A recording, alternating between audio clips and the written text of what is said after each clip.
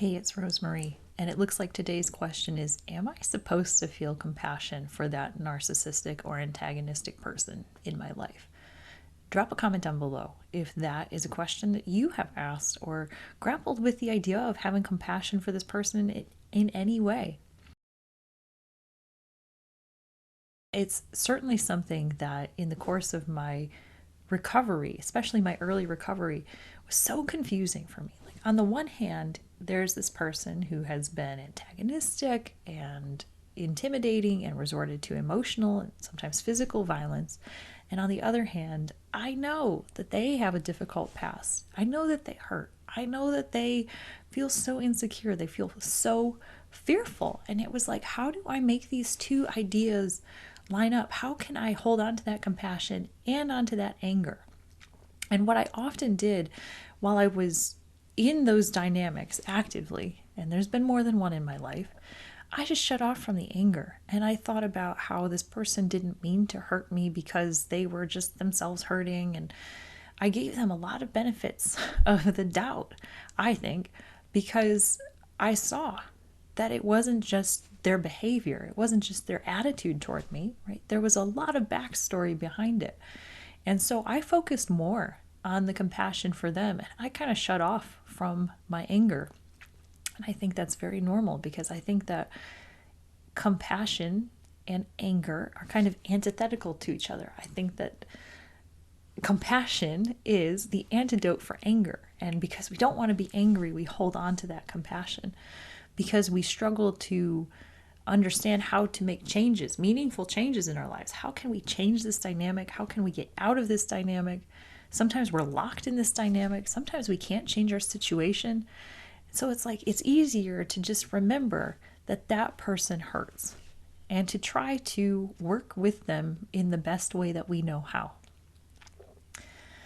What I realized in time, however, was that I wasn't really sitting with their experience. I had a story in my mind about what was motivating them, what was motivating their cruelty and their demeaning behaviors and their just generally dismissive and passive aggressive attitudes. I had a story that connected the dots from way, way back in their past all the way up through this moment and kind of absolved them of the choices that they were making in this moment, because I was looking so far back to find a reason that those behaviors could possibly make sense. And so I wasn't actually in a moment suffering with them. I was way, way, way in their past trying to suffer with them. I was not clued in to their just all consuming anger, which they permitted to turn into aggression and violence, into controlling behaviors. I was not in that sense of superiority. I was not in that, that smug arrogance that so often becomes evident when you start to pick up on the patterns in the way that these people interact with the others. What I was focused on was what I assumed was the broken child inside. And honestly, I think that that's because that has some sentimental value to me. I see myself in that. I see myself in that scared child. And when I was putting my own bias on their history and saying, because this matters to me, because to me this explains it, this is the most important part, I wasn't actually suffering with them. I mean, yes, I was suffering with them in that they were inflicting suffering because they were suffering. So yeah, actually a lot of compassion there.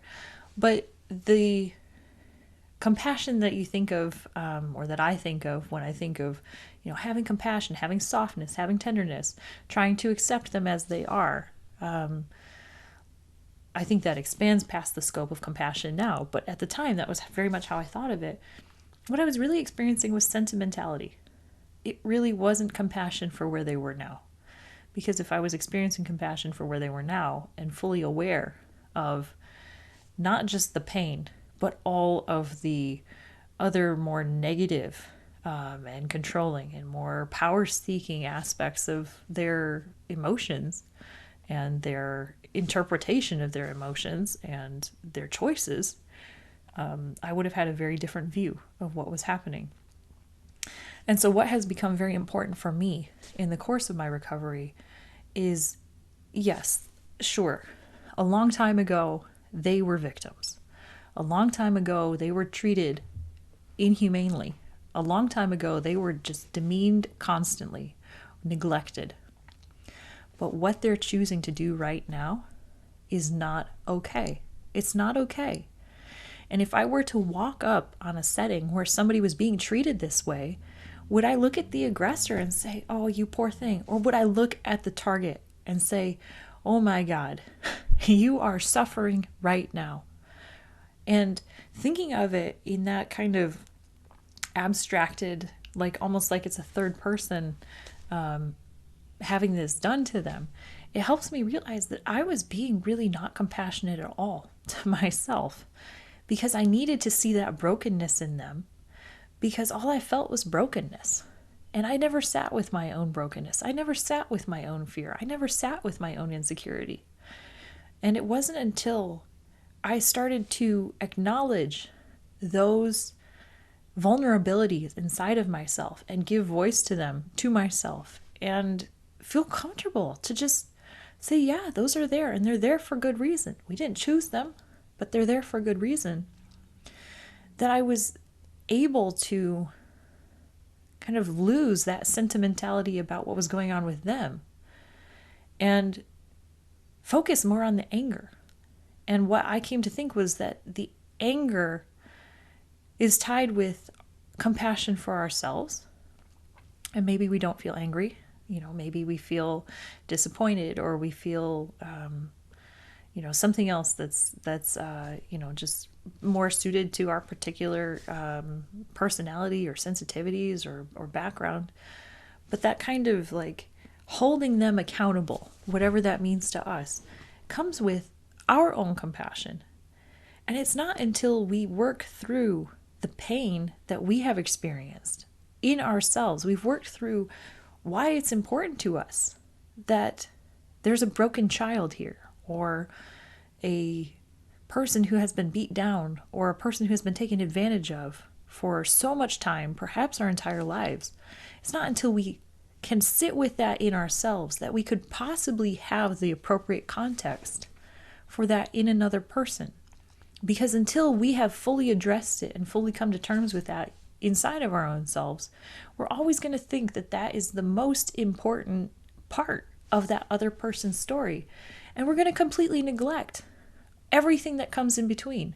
They are a complete person. They are, in some aspects, that insecure, fearful, shame-driven individual. But that's one layer. Maybe it's the core, but it's one layer. There are so many more layers that we have to be able to sit with, we have to be able to see, and we have to be able to accept if we are truly having compassion for where they are in life. And so until we can break our obsession with the brokenness inside of them, we cannot have real compassion for their whole person. And I think the pathway to breaking that obsession is to recognize the brokenness where it is important to us. Recognize the being trod on. Recognize the fearfulness. Recognize the insecurity where it hits closest to home.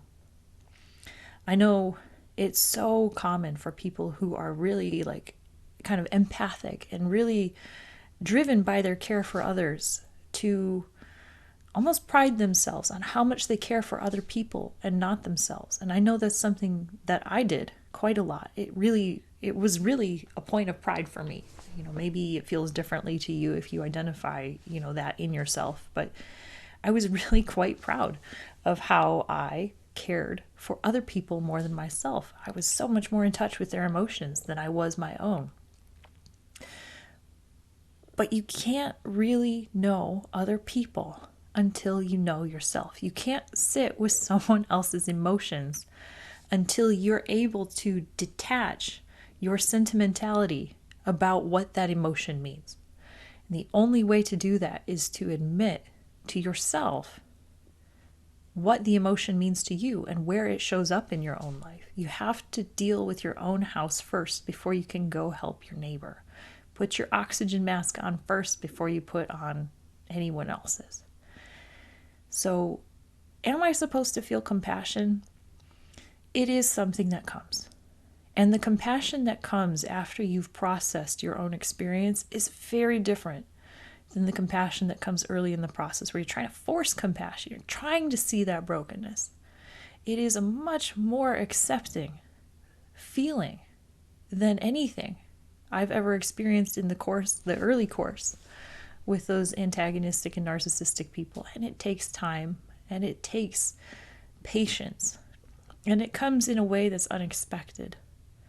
It's not something that you can purposefully build. It kind of creeps up on you because you have gone through the steps that you need to be able to see that person not just as, that painful inner, but as the whole, and accept the choices that they're making.